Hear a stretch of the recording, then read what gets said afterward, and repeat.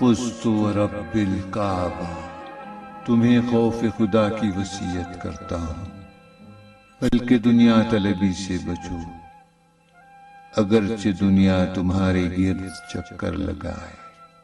اس چیز پر افسوس نہ کرنا جو تمہارے ہاتھ نہ آ سکی۔ ہمیشہ حق بات کہو اور اس جہاں کی جزا کے خاطر کام کرو۔ ستمگروں سے ہمیشہ لڑتے رہو اور مظلوموں کے مددگار۔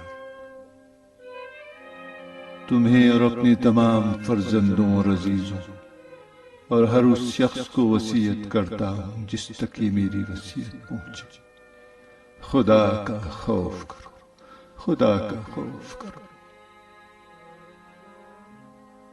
اپنے کاموں کو منظم رکھو اور ایک دوسرے کے درمیان صلح اور آشتی سے کام لو، کیونکہ میں نے تمہارے جد صلی اللہ علیہ وآلہ وسلم سے سنا کہ فرمایا لوگوں کے درمیان صلح کروانا سالوں کی نماز اور روزے سے بہتر ہے۔ خدا کے لیے یتیموں کا خیال رکھنا، انہیں کبھی بھوکا اور کبھی سیر نہ چھوڑنا، انہیں یوں ہی نہ سمجھنا۔ خدا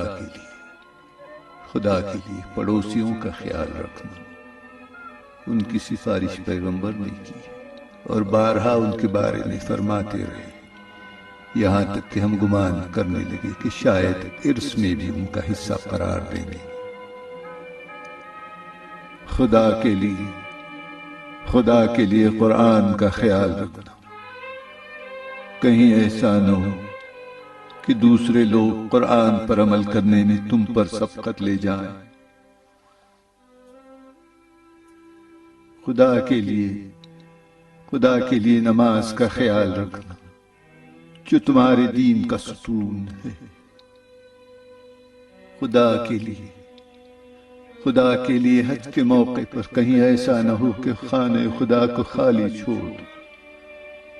جتنے دن بھی اس دنیا میں ہو، اگر بیت اللہ کی حرمت کا خیال نہ رکھا تو سخت عذاب میں مبتلا ہو جاؤ گے۔ خدا کے لیے راہ خدا میں اپنے نام و جان و زبان کے ذریعے جہاد کرتے رہنا اور تم پر آپس میں مل کر رہنا اور ایک دوسرے کو معاف کرنا ضروری قرار دیتا ہوں۔ کہیں ایسا نہ ہو کہ ایک دوسرے سے منہ موڑ کر تعلقات ختم کرنا، امر بالمعروف و نہی عن المنکر کو ترک مت کر دینا، ورنہ بدترین لوگ تم پر حکمران ہو جائیں گے۔ اس وقت دعا کرو گے مگر دعا قبول نہیں کی جائے گی۔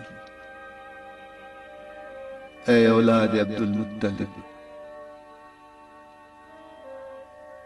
میں مسلمانوں کے خون میں تمہارے ہاتھوں کو آلودہ نہ دیکھوں۔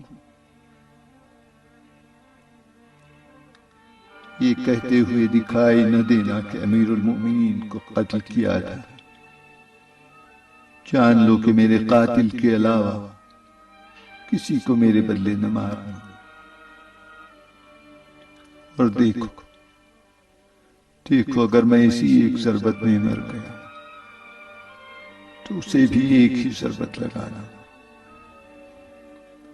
اور اس کے ہاتھ، پیر اور دیگر اعضاء کو نہ کاٹنا، کیونکہ میں نے رسول اکرم صلی اللہ علیہ وآلہ وسلم سے سنا ہے کہ مردہ کے اعضاء و جوارح کو مت کاٹو، اگرچہ وہ مردہ کسی پاگل کتے کا ہی کیوں نہ ہو۔